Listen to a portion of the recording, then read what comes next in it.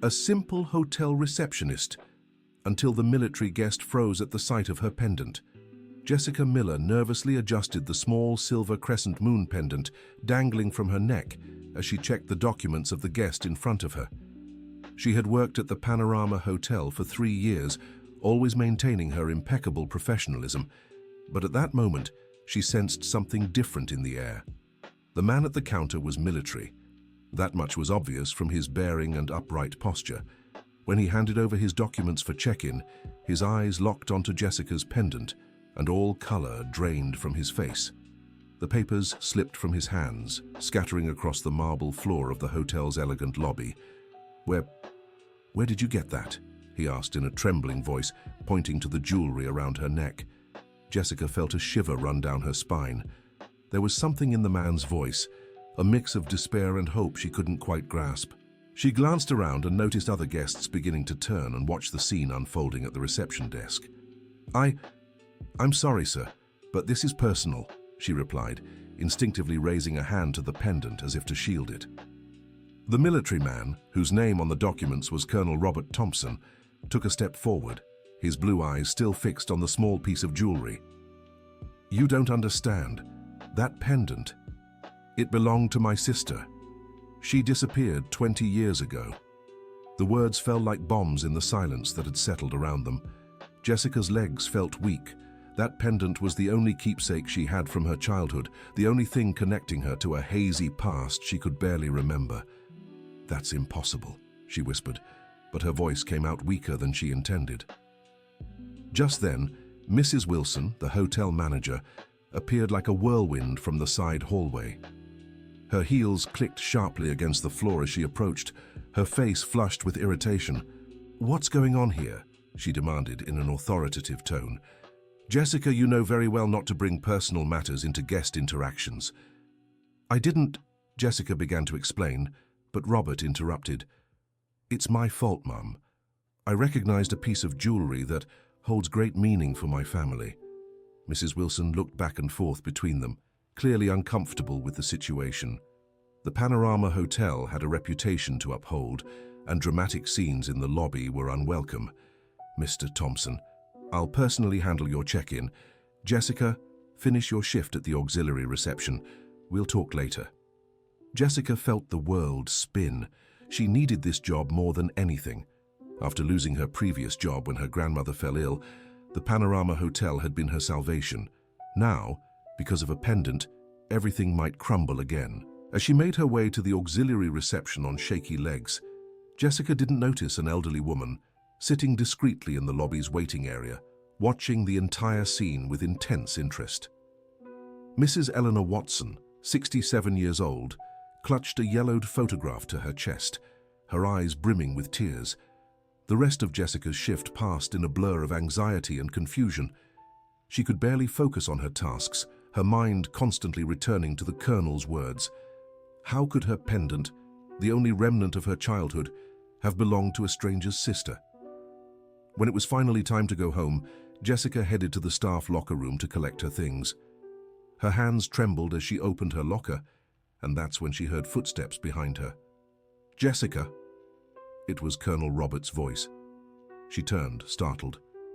"How did you get in here? This area is for staff only." I asked the manager. "I said it was a family emergency." He paused, studying her face. "And maybe it really is." Jessica crossed her arms, trying to appear more confident than she felt. "Look, Mr. Thompson, I don't know what you're thinking, but this pendant is mine. It's the only thing my grandmother left me before she—" Her voice faltered. She could never talk about her grandmother's passing without getting emotional. "Your grandmother?" Robert took a step closer. "How did she get this pendant?" "She raised me from infancy. Said they found me in a church when I was little. The pendant was with me. It was the only thing I had." The Colonel closed his eyes for a moment, as if processing painful information. "My sister Amanda was 17 when she left home. She was pregnant, and my parents—" He hesitated. "My parents were very traditional. They kicked her out. This pendant belonged to our maternal grandmother. It had been passed down for generations to the women in our family." Jessica felt the ground shift beneath her feet. This can't be true. I've been searching for her for 20 years, hired private investigators, placed ads in newspapers, traveled across the country, and now... He looked at the pendant swaying gently around her neck. Now I find you wearing her jewelry. Dear listener, if you're enjoying the story, don't forget to like and subscribe to the channel. It really helps those of us just starting out. Now, back to the story. Jessica was home that night, sitting in the small kitchen of her two-room apartment in Liberty Heights, New York City. The pendant lay on the table in front of her, looking different under the yellow glow of the lamp. She examined it as if for the first time, searching for details that could confirm or deny the Colonel's words. The piece was delicate, made of tarnished silver, with a small crescent moon bearing nearly imperceptible engravings. She'd always thought they were just scratches from wear, but now, looking closer, she could make out what seemed to be tiny letters. Her phone rang, startling her. An unknown number. Hello? Jessica, it's Colonel Robert. I got your number from the hotel manager. We need to talk. I have nothing to say to you, she replied, but even to herself, her voice lacked conviction. Please, just give me a chance. I have photos, documents. I can prove everything I'm saying. Jessica closed her eyes. Part of her wanted to hang up and pretend none of this was happening, but another part, the part that had spent 27 years wondering about her origins, desperately wanted the truth. Where? She finally asked. The cafe around the corner from the hotel, tomorrow at 9 before your shift. The next morning, Jessica arrived 15 minutes late, hoping the Colonel might have given up. But he was there, seated at a corner table with a brown folder in front of him and 2 steaming cups of coffee. Thank you for coming, he said as she sat down. I almost didn't, Jessica admitted, nervously fidgeting with her purse strap. Robert opened the folder and pulled out a black and white photograph slightly yellowed with age. In the image, a family stood in front of a modest house. There was an older couple, a young man Jessica recognized as a much younger Robert, and a dark-haired girl wearing the same pendant. This is my family, he said softly. My father, Richard Thompson, my mother, Elizabeth, me at 15, and my sister Amanda at 14. Jessica took the photo with trembling hands. The resemblance between her and the girl in the picture was undeniable. The same dark eyes, the same shape of her face, even the way she smiled. This doesn't mean anything, she murmured, but she could no longer hide the tremor in her voice. Robert took another photo from the folder, this one in color but more faded. It showed the same girl, now around 16, kissing her rounded belly. This was the last photo we took of her. She was already 3 months pregnant. And your parents kicked her out? My father said terrible things, that she had dishonored the family, that they never wanted to see her again. I was just a teenager. I didn't know how to help. Robert lowered his eyes. It's something that haunts me to this day. Jessica studied the photos for a long moment. There was something in the images that stirred vague memories, as if she was seeing fragments of a half-forgotten dream. You said they looked for me in a church? Yes, the Sacred Heart Church in Bellevue. I was maybe 2 years old. The story I was always told was that someone left me there in a basket with just this pendant. Robert wrote down the name of the church on a napkin. Would you mind if I did some investigating? Jessica hesitated. Why is this so important to you? I mean, even if I am your niece, your sister is still missing. Robert's face darkened. Because all these years, I've blamed myself for not going after her. I thought if I'd been braver, if I'd stood up to my parents, finding you would be like finding a piece of her. At that moment, Jessica felt something break inside her. It wasn't just the possibility of having found a family. It was the pain she saw in that man's eyes, a pain that echoed her own. All right, she finally said, but I have conditions. Name them. First, none of this can interfere with my job. I need this job. Second, if it's proven we're related, I want to know everything about my birth mother.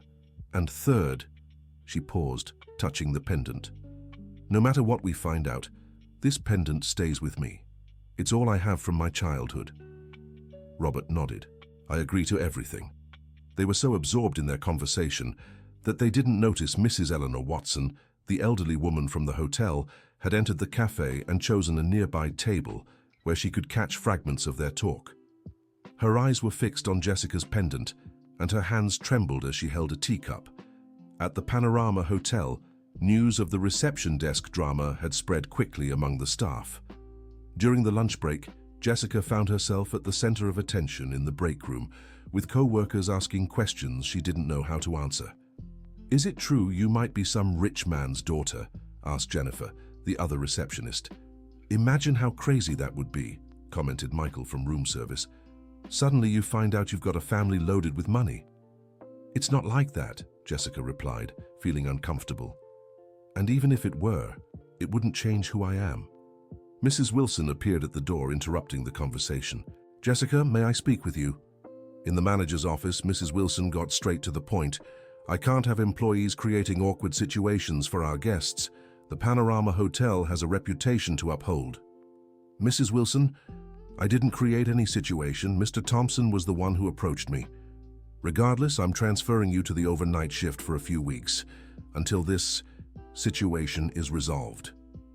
Jessica felt her blood run cold. The overnight shift meant less pay, fewer tips, and basically working alone from 11 at night to 7 in the morning. "But Mrs. Wilson, the decision is final. You start tomorrow." That night, Jessica walked to the Sacred Heart Church. It was an old building with twin towers rising against the dark sky. There were few people in the square out front, mostly elderly folks returning from the 7 o'clock Mass. She had never visited that church before, despite living relatively close by. Now, as she looked at the stone facade worn by time, she tried to imagine what it must have been like to be left there as a baby. "Are you here looking for answers too?"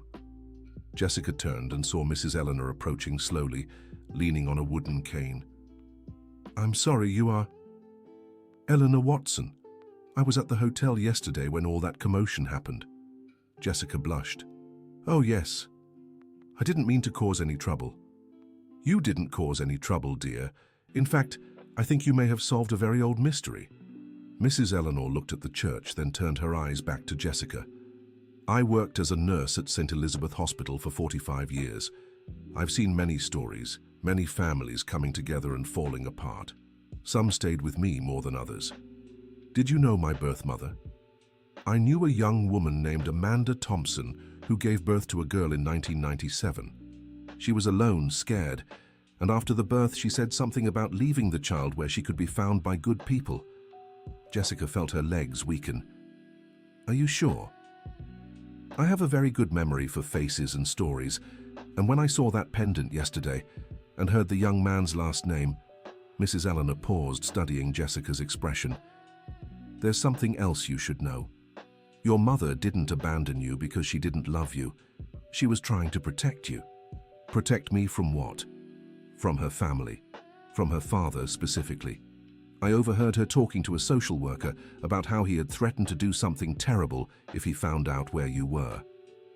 Jessica leaned against one of the church columns.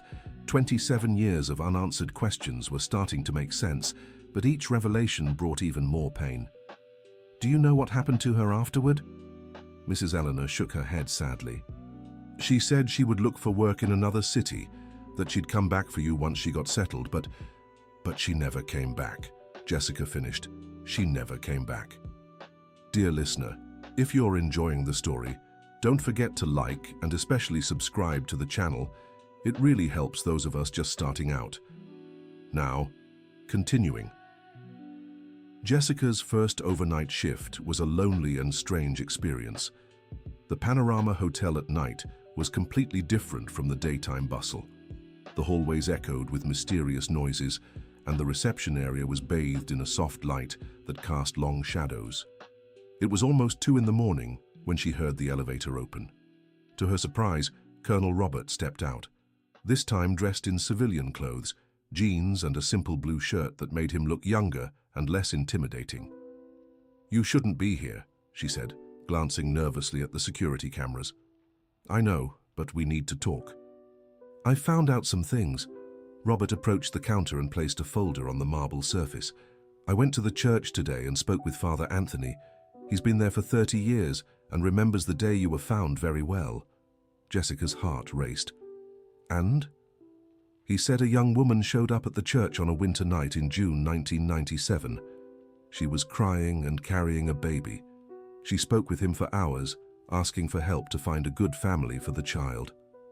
My mother talked to the priest. Yes, and there's more. The priest kept a letter. Robert pulled out a yellowed envelope from the folder with delicate cursive handwriting. For my daughter, when she's old enough to understand. Jessica's hands trembled as she took the letter. For a moment, she just stared at the handwriting, trying to absorb that those words had been written by her birth mother 27 years ago. "Would you like me to read it for you?" offered Robert, noticing her hesitation. Jessica shook her head and carefully opened the envelope. The paper was fragile, but the ink was still legible. "My dear daughter, if you're reading this letter, it means you've grown into the woman I always dreamed you'd become. I hope you've been loved, that you've been happy, and that you can forgive me for the hardest decision of my life. My name is Amanda Thompson. I'm 17 years old, and you are the greatest love of my life. From the moment I knew I was expecting you, I wanted only to give you the best world possible.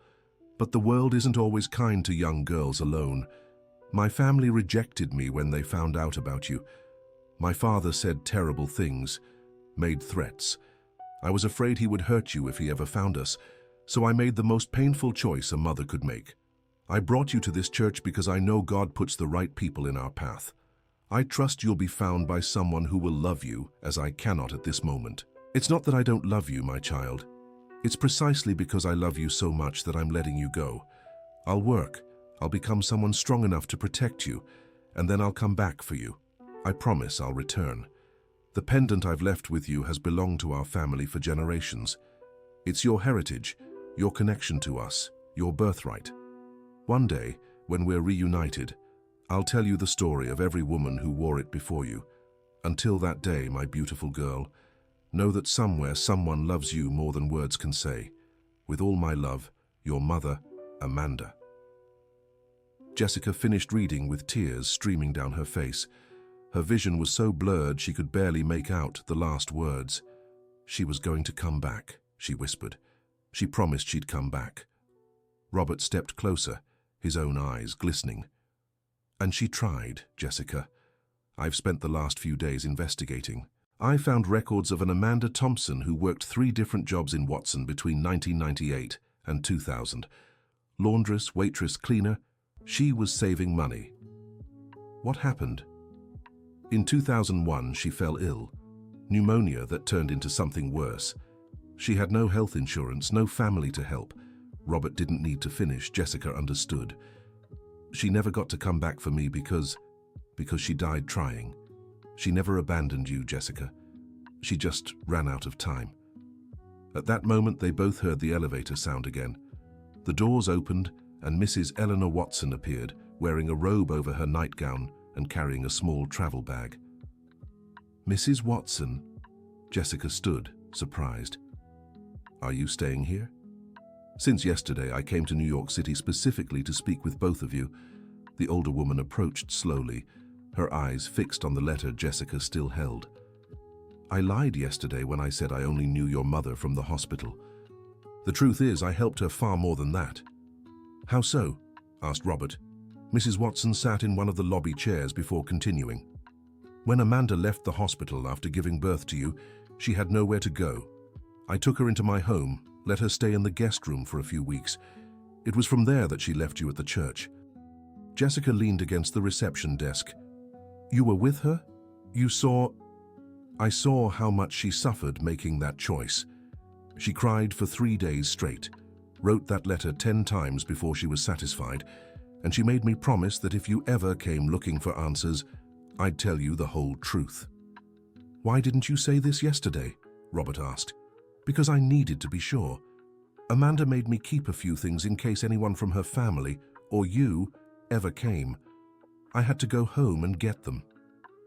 Mrs. Eleanor opened the small suitcase and took out a floral-covered diary, some photos, and what appeared to be an official document.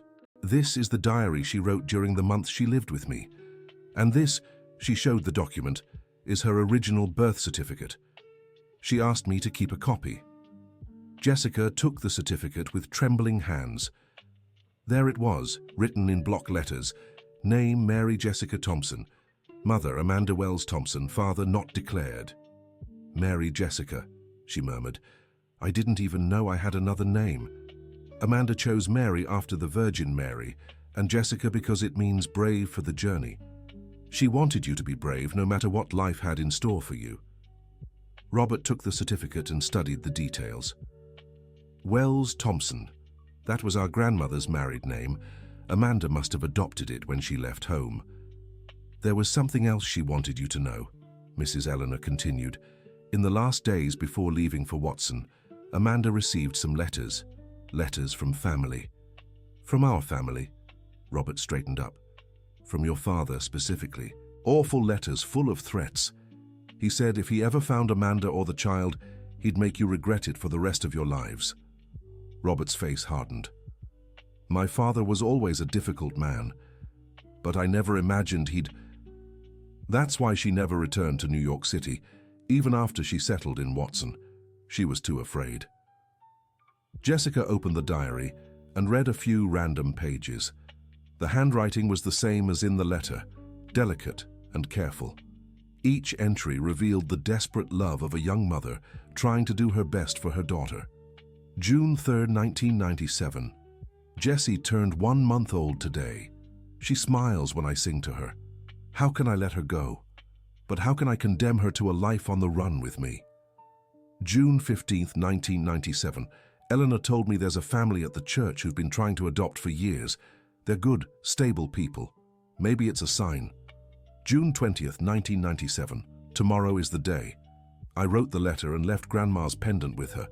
It's all I can give now, but I promise one day I'll give so much more. She really loved me, Jessica whispered, closing the diary. More than anything in the world, Mrs. Eleanor confirmed. Just then, they heard footsteps echoing down the hallway. Mrs. Wilson appeared, coming from the administrative offices, clearly annoyed to find strangers in the lobby during her shift.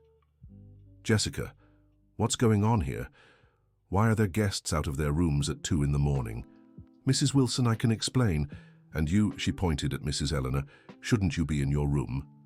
I'm a paying guest and have every right to use the common areas, Mrs. Eleanor replied with dignity. But not at 2 in the morning causing a scene. Robert stepped forward. This is my fault. I asked to speak with Jessica about an urgent family matter. Family matter? Mrs. Wilson looked from one to the other. What's this about? We found out we're related, Jessica said simply. That's ridiculous. Mrs. Wilson snapped. Jessica, you're making up this family connection to... She's not making up anything, Mrs. Eleanor interrupted, standing with some difficulty. I was a nurse, and I have all the documents to prove what we're saying. Mrs. Wilson looked at the papers scattered on the reception desk, the letter, the birth certificate, the photos, the diary. This is really true. It's true, Robert confirmed. And I'd like to personally thank you for the quality of service Jessica has provided the hotel. It's clear she was raised with strong values. Mrs. Wilson's expression began to shift gradually. It was as if she were recalculating the entire situation. Well, if you really are family, perhaps we can find a more appropriate time for these conversations. Actually, said Robert, I'd like to speak with the hotel management about extending my stay for a few weeks. Jessica and I have a lot to talk about, and she told me she's worked here for 3 years. It's clear this hotel has exceptional staff. Jessica noticed the subtle shift in the manager's tone. Of course, Mr. Thompson. I'm sure we can come to an arrangement. Jessica, how about we revisit your schedule? Maybe the day shift would be more suitable after all. Dear listener, if you're enjoying the story, don't forget to like and especially subscribe to the channel. It helps us a lot as we're just starting out. Now, continuing. In the days that followed, Jessica's routine changed completely. Not only did she return to the day shift, but she also began meeting Robert every morning at the corner cafe, where they talked about family, Amanda, and the 27 years they'd spent apart. I want you to see our home, Robert said one rainy Thursday. Our mother still lives there. She's 78 now. And your father? He passed 5 years ago. Cancer. Robert paused. In his last years, he changed a lot. I think carrying all that weight, all that guilt, Sayat ate away at him inside. Does your mother know about me? Not yet. I want to be sure you're ready before I tell her. Losing Amanda devastated my mother. She never forgave herself for not standing up for our sister. Jessica stirred her coffee thoughtfully. What if she doesn't want to meet me? She will, I'm absolutely certain. You have Amanda's eyes the same way of smiling. For my mother, it'll be like having a piece of her daughter back. That afternoon at the hotel, Jessica received an unexpected visit. Jennifer, her receptionist colleague, approached her during a quiet moment. Jessica, can I ask you something? Of course. Is it true you're from a wealthy family? Jessica sighed. It's not like that, Jennifer. My family isn't rich. And even if they were, it wouldn't change who I am. But it must be amazing to discover you have family after all these years. It's complicated, wonderful and terrifying at the same time. Jennifer leaned closer, lowering her voice. You know, I never told you, but I was adopted too. When I was little, I always fantasized about my birth family showing up and taking me to a better life. What happened when you found out the truth about them? I learned my mother was very young and couldn't raise me. Kind of like your story, only in my case, when we reunited, it was hard. We were very different people. We couldn't build a relationship. Jessica felt a tightness in her chest. Do you think I'm fooling myself? No, Jennifer quickly replied. Every situation is different. I'm just saying it's normal to be scared. Expectations can be dangerous. That night, Jessica called Robert. I think I'm ready to meet your mother. The following Saturday, Robert took Jessica to the house where he'd grown up. It was a modest home in Astoria, with a front garden and a small porch with rocking chairs. Is she prepared? Jessica asked, hesitating on the sidewalk. I told her last night. She cried for 2 hours, then stayed up all night organizing Amanda's photo albums.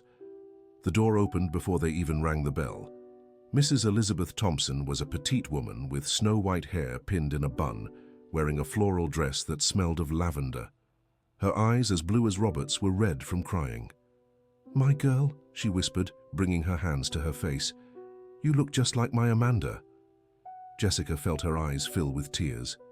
There was something in the way Mrs. Elizabeth looked at her, a mix of love and pain that was almost tangible. Mrs. Elizabeth, Call me Grandma, the older woman interrupted. Please, I've lost so many years. I don't want to waste any more time on formalities. They embraced there on the porch, and Jessica felt as if a part of her that had always been empty had finally found its place. Inside, the house was cozy, filled with photographs and memories. Mrs. Elizabeth had prepared a carefully made lunch, stewed chicken, saffron rice, cowboy beans, and a cornmeal cake that, according to her, had been Amanda's favorite dessert. I want you to tell me everything about your life, Mrs. Elizabeth said, as they served the food. Who raised you, what your childhood was like, your dream? Jessica spoke about Mrs. Rose, the woman who had informally adopted her and who had passed away 3 years earlier. She talked about school, the jobs she'd had, the hardships and small joys of a simple life. Mrs. Rose sounds like she was a wonderful woman, Mrs. Elizabeth remarked. Amanda made the right choice when she decided to leave you at the church. You're not angry with her for leaving? Mrs. Elizabeth lowered her eyes.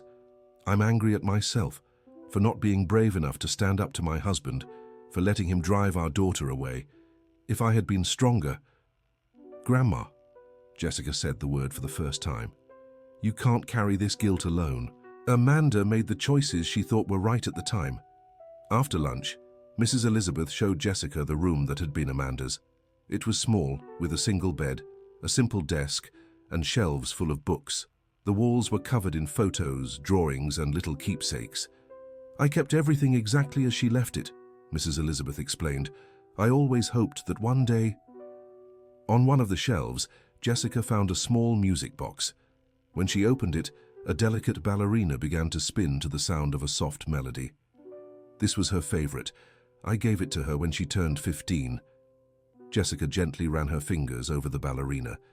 There was something familiar about the music, like a distant memory trying to surface. Can I come here again? This is your home now too, my dear. It always was. When Robert drove Jessica back to her apartment that night, they were both silent, processing the emotions of the day.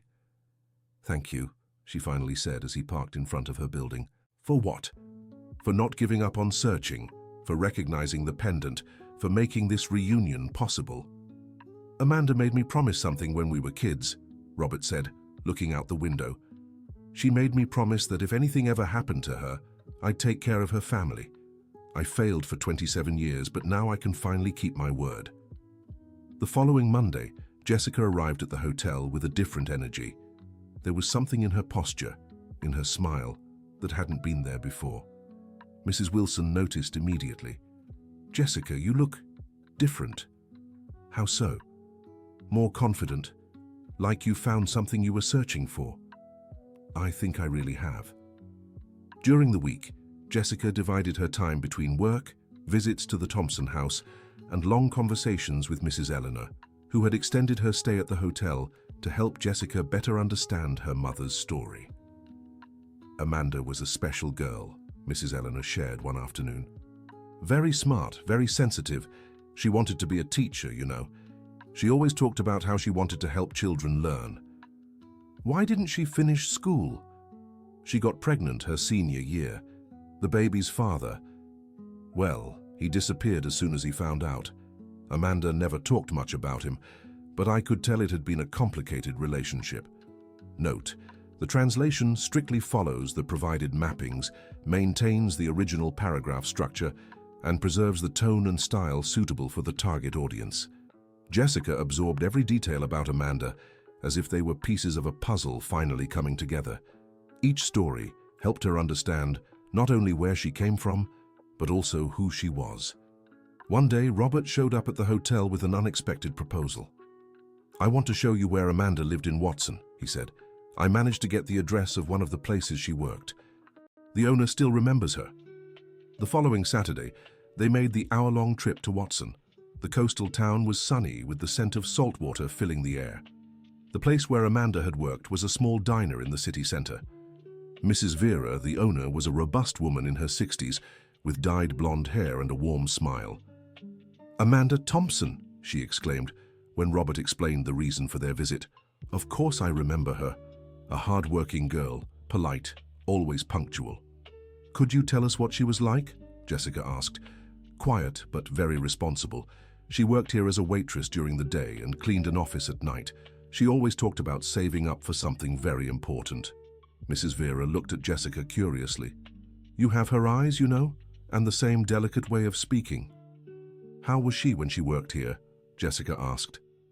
"Determined. It seemed like she carried a heavy burden, but she never complained. She always said everything would be worth it in the end." They also visited the small room Amanda had rented in a boarding house near the harbor. The place was run down, but the landlady, Mrs. Carmen, remembered her too.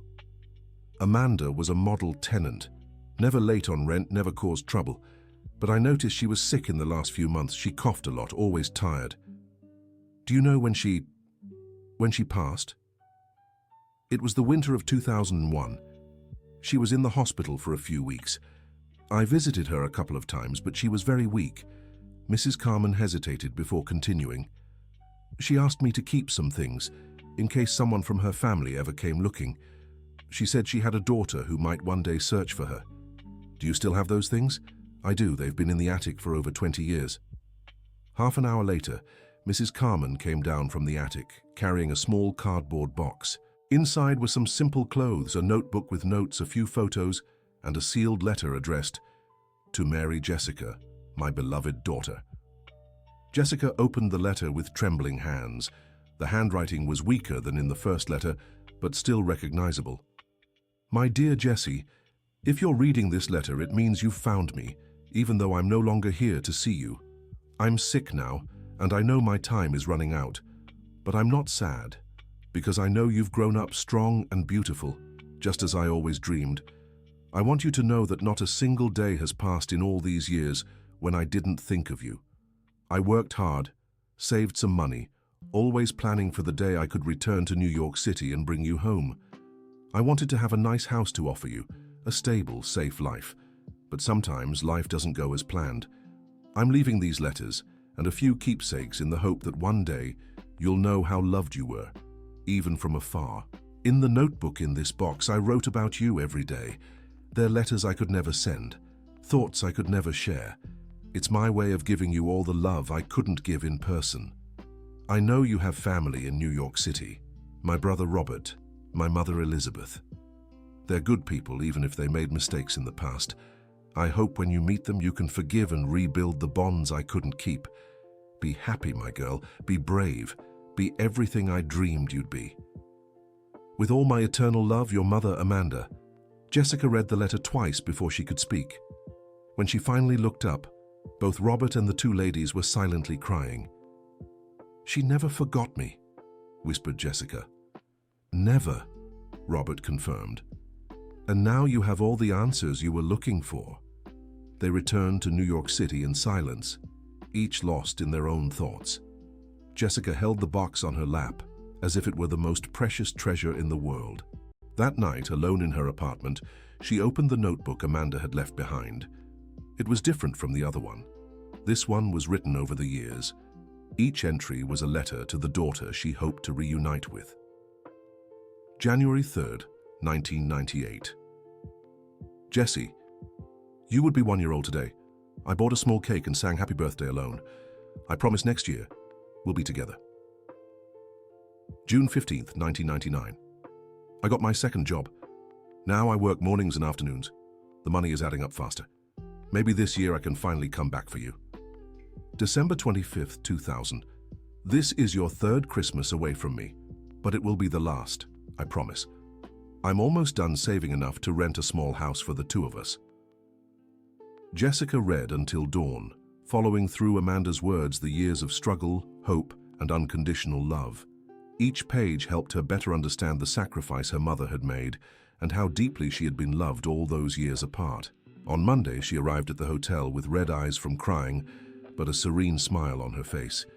"Did you find the answers you were looking for?" Jennifer asked. "I did.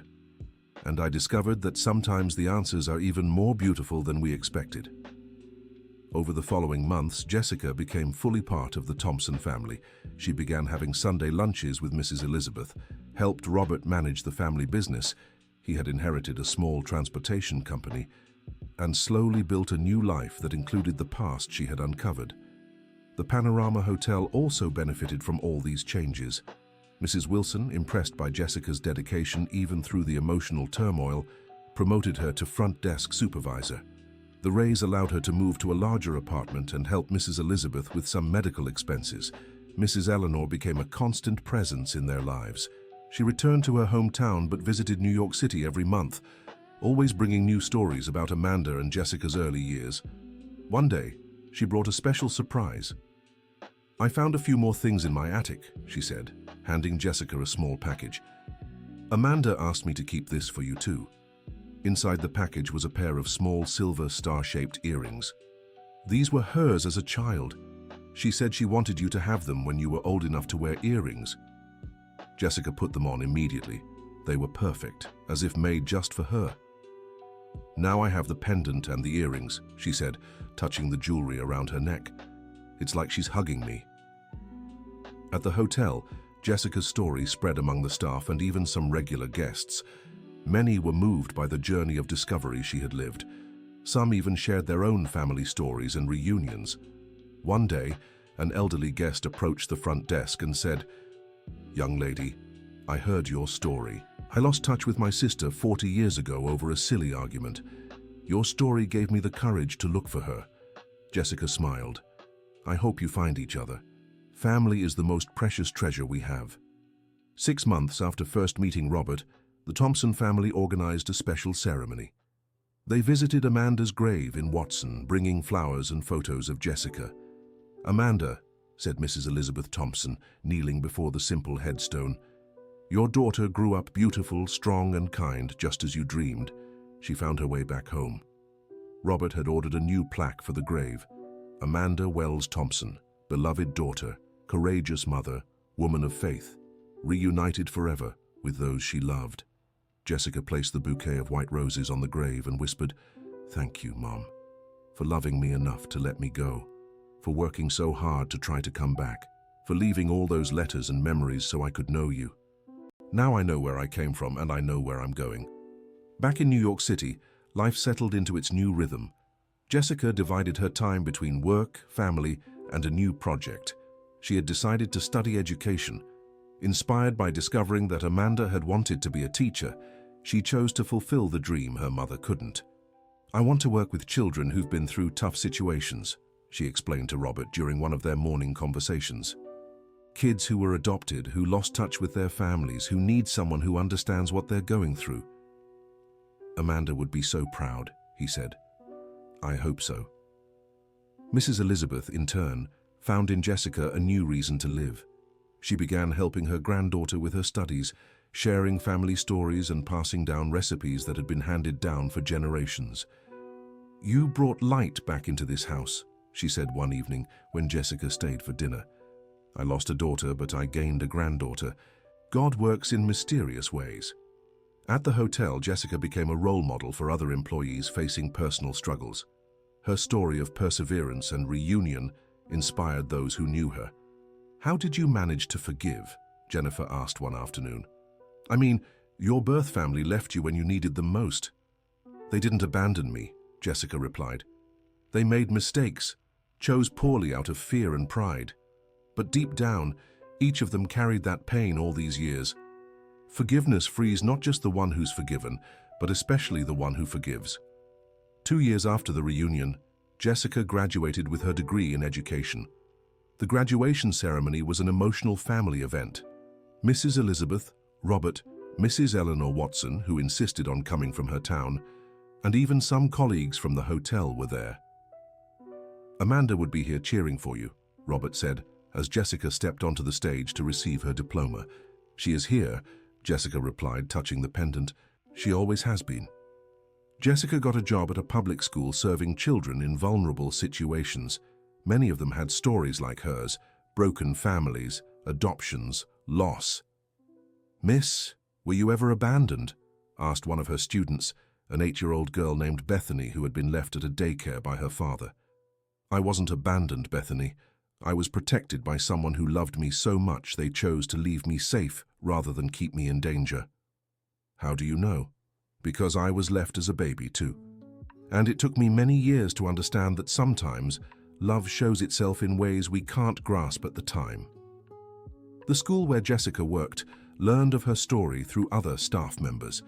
The principal invited her to give talks on adoption and family reunions for parents and educators. "Your experience can help so many families," the principal said. "You show that it's possible to rebuild bonds, even after decades." At the Panorama Hotel, Jessica had become the general supervisor of reception. Mrs. Wilson, who had initially resisted the whole situation, now took pride in telling her employees' story to important visitors. "We have an exceptional team member here," she would say, "someone who faced great personal challenges and turned them into strength to help others." The story even reached the local press. A journalist from a morning TV show approached Jessica for an interview about family reunions. "What would you say to people searching for missing relatives?" the reporter asked. "Never give up hope. And sometimes the answers are closer than we think. My uncle spent 20 years looking for me, and I happened to be working at the hotel where he stayed. And for those who are adopted and are afraid to search for their birth families, every story is unique. In my case, I found love, acceptance, and answers. But even if it hadn't turned out that way, knowing the truth would still be worth it. Knowledge sets us free, even when it hurts." The interview aired on a Thursday morning and sparked unexpected reactions. Over the following week, Jessica received dozens of messages from people sharing their own stories of adoption, loss, and reunion. One message stood out particularly. It was from a 50-year-old woman who had given up a child for adoption as a teenager and never heard from him again. "Jessica, your story gave me hope. I spent my whole life thinking my son would hate me if I reached out. Now I understand that, like your mother Amanda, I might have done what I thought was best at the time. I'm going to start looking for him." Jessica personally replied to every message, offering words of encouragement and, when possible, practical advice on how to begin searching for family members. 3 years after the reunion, the Thompson family had settled into a new routine. Jessica still lived in her own apartment, but had dinner with Mrs. Elizabeth at least 3 times a week. Robert had married a teacher named Amy Parker, who welcomed Jessica as a sister-in-law from their very first meeting. "It's funny," Amy remarked during a Sunday lunch. "Sometimes I feel like I've known you all much longer than I actually have." "That's because we're family," Jessica replied. "Family isn't just about blood or time. It's about choice, love, and being there for each other." Mrs. Elizabeth, now 81, had found new energy in life. She devoted herself to tending a small garden she planted in her backyard, and every flower that bloomed was, in her words, a tribute to Amanda. "I planted white roses because they were her favorite," she explained to Jessica on a sunny afternoon. "And these daisies are for you because daisies are simple, yet strong and beautiful. Thank you, Grandma, for everything. For accepting me, for loving me, for keeping Mom's memory alive. Thank you, my dear, for giving us a second chance to be a family." Mrs. Eleanor, now 70, had moved to a small apartment in New York City to be closer to Jessica's family, as she affectionately called the Thompsons. She became a sort of adoptive grandmother, always present for important moments. "Do you know what moves me most about this whole story?" she said during a visit. "It's seeing how Amanda's love for you created a ripple effect of love that touched so many lives. Mrs. Rose, who raised you with such care, me helping when I could, your family welcoming you with open arms. Her love multiplied." In the 4th year after the reunion, Jessica received an unexpected offer. A publisher had read about her story in the papers and wanted her to write a book about her experience. "You have a powerful story," said the editor during a meeting, "and a very special way of telling it. I believe your book could help many people." Jessica hesitated at first.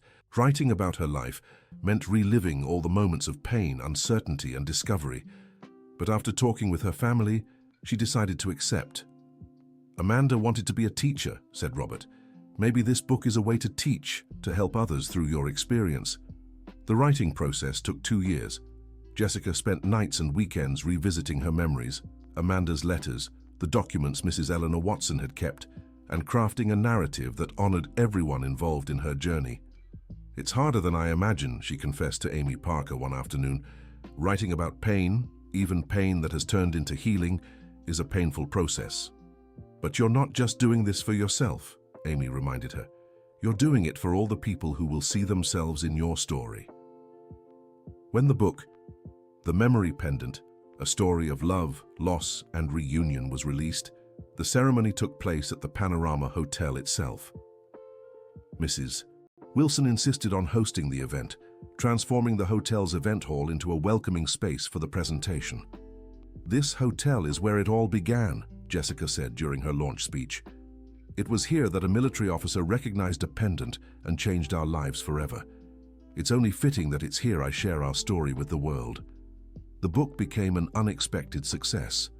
Within months, it was on the bestseller list, and Jessica began receiving invitations to speak across the country. "I never imagined our story would touch so many people," Robert said in a television interview. "But I think it shows that everyone has a story, and sometimes the most beautiful stories are the ones that begin with pain but end with love." During one of her talks in Washington, D.C., an older woman in the audience raised her hand to ask a question. "Jessica, did you ever feel angry at Amanda for leaving you?" "I did," Jessica answered honestly, "especially when I was a teenager and felt so alone. But after learning the whole story, reading her letters, understanding the circumstances, the anger turned into admiration. She was far braver than I could ever be." "And how do you cope with the fact that you'll never be able to talk to her in person again?" Jessica touched the pendant, a gesture that had become automatic whenever she spoke about Amanda. "I talk to her every day," she said softly. "When I make big decisions, when I'm sad, when I'm happy, I ask myself, what would Amanda do? How would Amanda react? Would she be proud of me? And I always find the answers I need.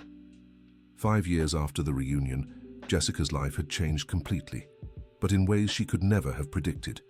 Beyond her work at the school, the book, and her speaking engagements, she had started a social project, a support center for people searching for family reunions. The idea is to offer not just emotional support, but also practical guidance, she explained in a magazine interview. Many people don't know where to begin their search, what documents to look for, or which institutions can help. The center operated in a room provided by the very school where she worked.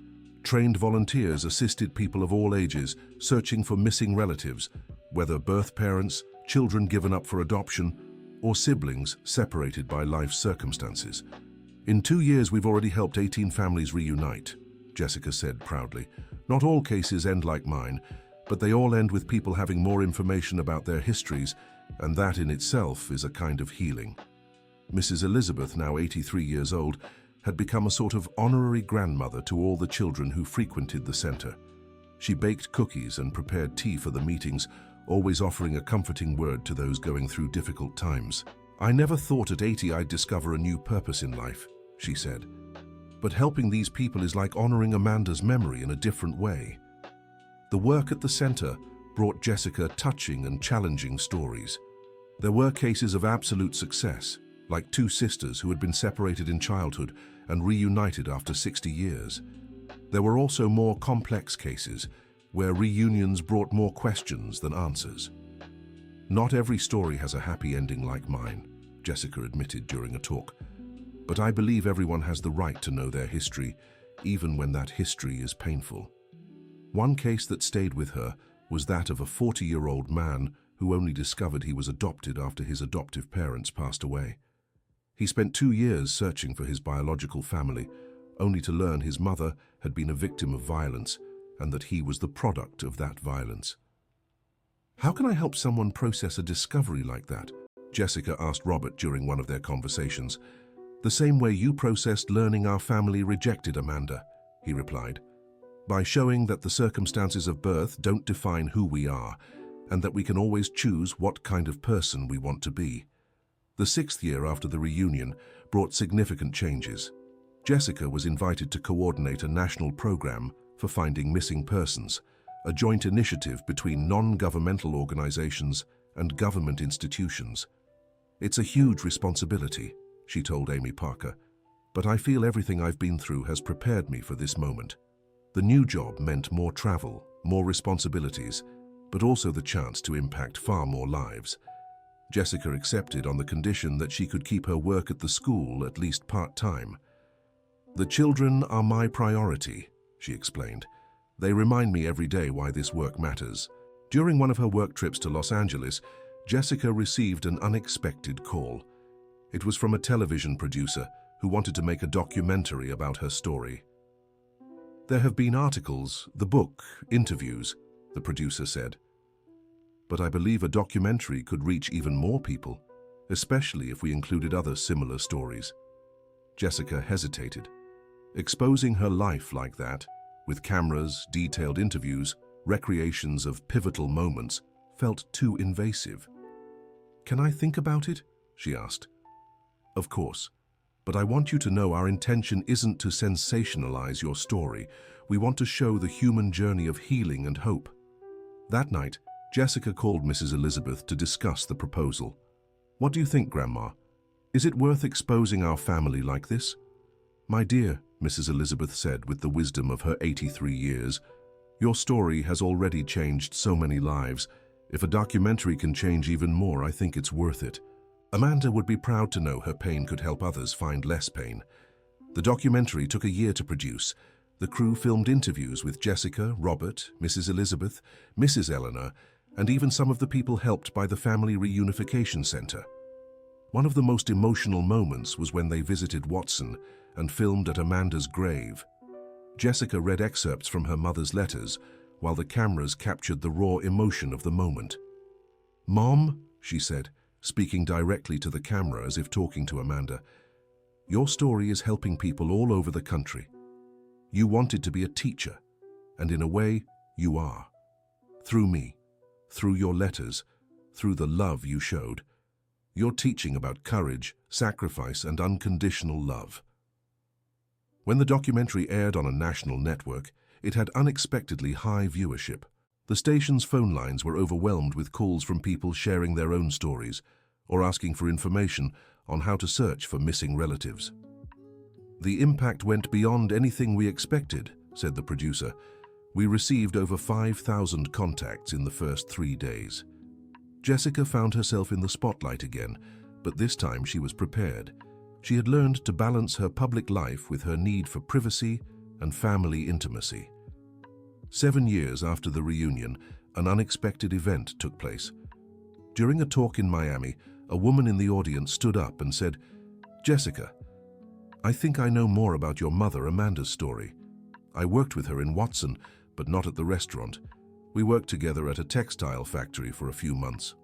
After the talk, the woman, named Sarah, approached with a surprising revelation. "Amanda told me she had written letters to you every month, not just the diary.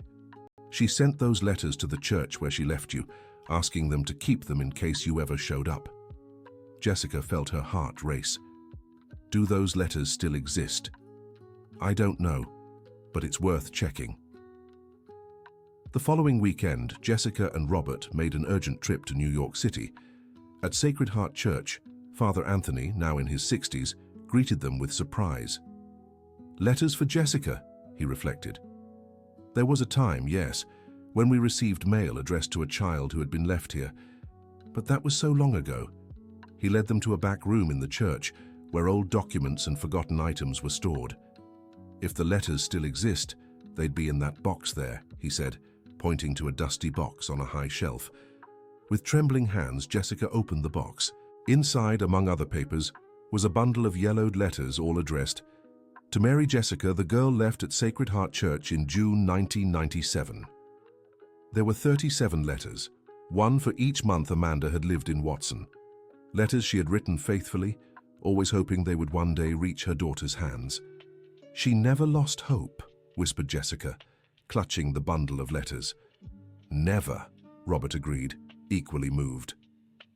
That night, in their apartment, Jessica read all 37 letters. Each one was a window into Amanda's life during those years in Watson. She wrote about her jobs, the people she met, the plans she made for the future, but mostly about the love she felt for her distant daughter. "My dear Jessie, today marks 2 years since you were born. I bought a small cake and sang happy birthday, imagining you here with me.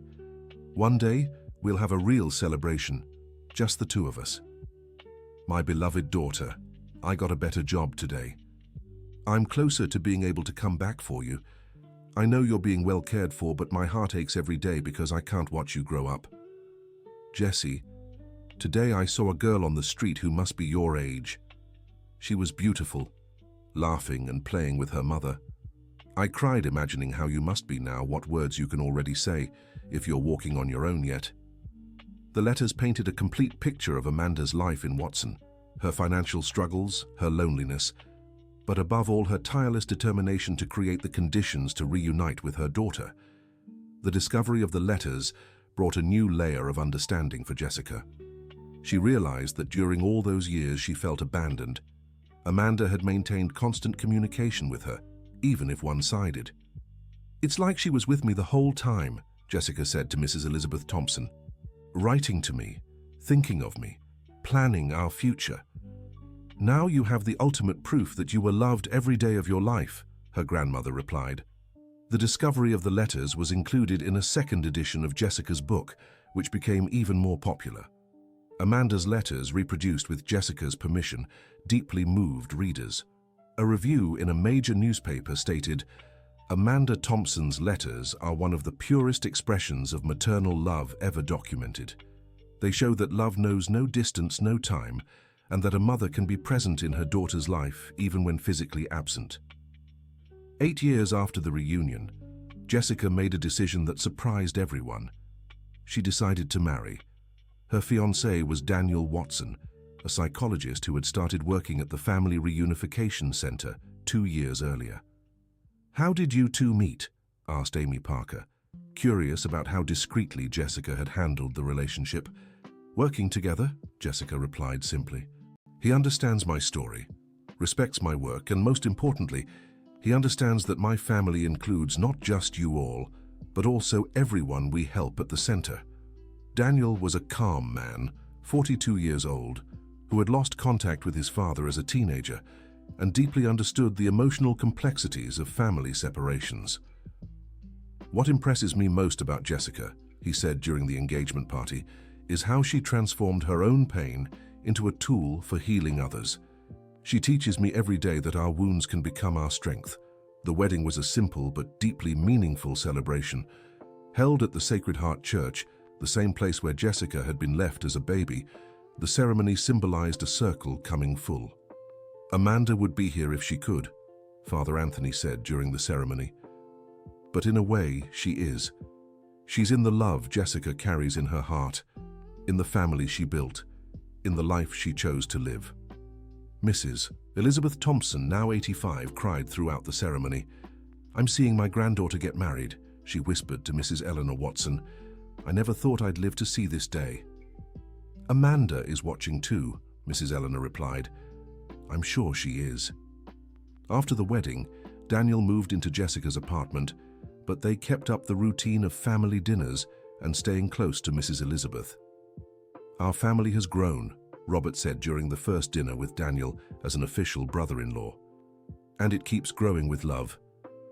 9 years after the reunion, Jessica faced one of the greatest challenges of her adult life. Mrs. Elizabeth began showing signs of declining health. At 85, she had developed heart problems that required constant care. "I don't want to be a burden to you," she said one afternoon, when Jessica had skipped work to take her to a doctor's appointment. "Grandma, you could never be a burden. You're our foundation, our rock, Now it's our turn to take care of you." Jessica and Daniel, with the support of Robert and Amy Parker, organized a care plan for Mrs. Elizabeth. They hired a nurse for the times when no one in the family could be present, but they took turns so she would never be alone. "It's funny," Mrs. Elizabeth remarked one afternoon when she was feeling better, "how life comes full circle. I spent years taking care of others, and now it's you all taking care of me." "That's how it should be in a family," Jessica replied. "We look after each other." During those difficult months, Mrs. Elizabeth began sharing memories she had never told before. Stories about her marriage to Jessica's grandfather, about the early years of Robert and Amanda, about regrets and joys. "You know what brings me the most peace?" she said one night when she was particularly reflective. "Knowing our family will continue, that Amanda lives through you, that the love she planted is blooming in so many lives." "Do you think she'd be proud of me?" Jessica asked. "Proud? My dear, she'd be overjoyed. You've become everything she dreamed you would be, and more." Mrs. Eleanor, now 75, also began showing signs of frailty. The two matriarchs of Jessica's extended family were aging simultaneously, bringing a new urgency to cherish every moment. "I don't want you to be sad when my time comes," Mrs. Eleanor said during a visit. "I've lived a full life. I've seen you reunited, seen love overcome pain. There's nothing more I could ask for." "You can't talk like that," Jessica protested. "I can and should, my dear. Life is a circle. Some of us complete ours sooner, others later. What matters is completing it with love, and I certainly have." In the 10th year after the reunion, something unexpected happened. A quiet miracle everyone recognized. Jessica discovered she was pregnant. "I'm going to be a mother," she told Daniel, still processing the news. "We're going to be parents," he corrected, embracing her. The pregnancy brought renewed energy to the whole family. Mrs. Elizabeth, who had been disheartened by her health struggles, suddenly found a new reason to take better care of herself. "I'll meet my great-grandchild," she said, her eyes shining. "Amanda will have a grandchild." "Or granddaughter," Robert reminded her. "It doesn't matter. A new life, a new chance for our family to love and be loved." During the pregnancy, Jessica kept working but cut back on travel. The family reunion center had grown so much it now had a staff of 10, allowing her to delegate more responsibilities. "It's important you're there for your own child the way Amanda couldn't be for you," Daniel said during a conversation about adjustments. I know, and I will be. But I also know Amanda did her best under her circumstances. Now I have different circumstances, so I can make different choices. The baby was born on a spring morning after a long but uncomplicated labor. A little girl, small and perfect, with the dark eyes characteristic of the Thompson family. "What should we name her?" Daniel asked, cradling their newborn. "Amanda," Jessica answered without hesitation. "Amanda Watson Miller, to honor both women who raised me, my birth mother and Mrs. Rose, who adopted me." When Mrs. Elizabeth met her great-granddaughter, she cried non-stop for an hour. "She has our Amanda's eyes," she whispered, holding the baby gently. "It's like she's come back to us." "In a way she has," Jessica said. "Through this new Amanda, through the love that keeps passing from generation to generation." The birth of little Amanda brought a sense of wholeness Jessica hadn't realized was missing. For the first time in her life, she was the present mother her own mother had dreamed of being. "Now I understand Juliana's pain better," she said to Daniel one night while nursing their daughter. "The thought of being separated from her, I can't even imagine. But she did it out of love, just like you chose to stay out of love. Different circumstances, different choices, but the same fundamental feeling." In the months following Amanda's birth, the family's life settled into a new, gentler rhythm. Visits to Mrs. Elizabeth Thompson became even more frequent, as she adored caring for her great-granddaughter. "This little girl has given me at least 5 more years of life," she joked. "I can't leave without her knowing her great-grandmother." Mrs. Eleanor Watson also found new energy with the baby's arrival. She sewed tiny clothes, told family stories to little Amanda, who obviously didn't understand yet but seemed to love the sound of her voice, and became a constant, loving presence. "This child will grow up knowing exactly where she comes from," Mrs. Eleanor said. "She'll know every story, every name, every face in this family." The Family Reunion Center continued to operate, but now with Jessica in a more administrative role. She still handled special cases and gave occasional talks, but her priority was clearly divided between her daughter and her work. "I don't feel like I'm abandoning my mission," she explained in an interview. "I'm evolving it. Now I'm raising the next generation of this family, and who knows what impact this child might have on the world." Daniel proved to be a devoted father and understanding partner. He took on more responsibilities at the center to allow Jessica more time with their daughter, especially in those early months. "Amanda smiles when she sees you," he remarked one afternoon. "It's like she recognizes something special in you. Maybe she recognizes the love of our entire family, all the generations of strong women who came before her." When little Amanda turned 6 months old, the family organized a special celebration. It was more than just a half-year milestone. It was a ceremony of gratitude for all the reunions, all the healing, and all the love that had made that moment possible. "10 years ago," Robert said during a toast, "I was a lonely man, carrying the guilt of not protecting my sister. Today, I have a complete family, a niece I deeply admire, a wonderful wife, and a great niece who represents the continuation of everything best in our family. And I," Jessica said, holding her daughter, "was a woman with many questions and few answers. Today, I have not only the answers, but also the chance to give my daughter everything Amanda dreamed of giving me: a family, a history, a place in this world." End of story. Now, tell me what you thought of this touching story and where you're watching from. If you have something to share with us, leave a sincere comment. Do you believe Jessica made the right decisions throughout her journey? We'd love to read your thoughts. Thank you so much for joining us. Don't forget to like and, most importantly, subscribe so you won't miss other heartwarming stories.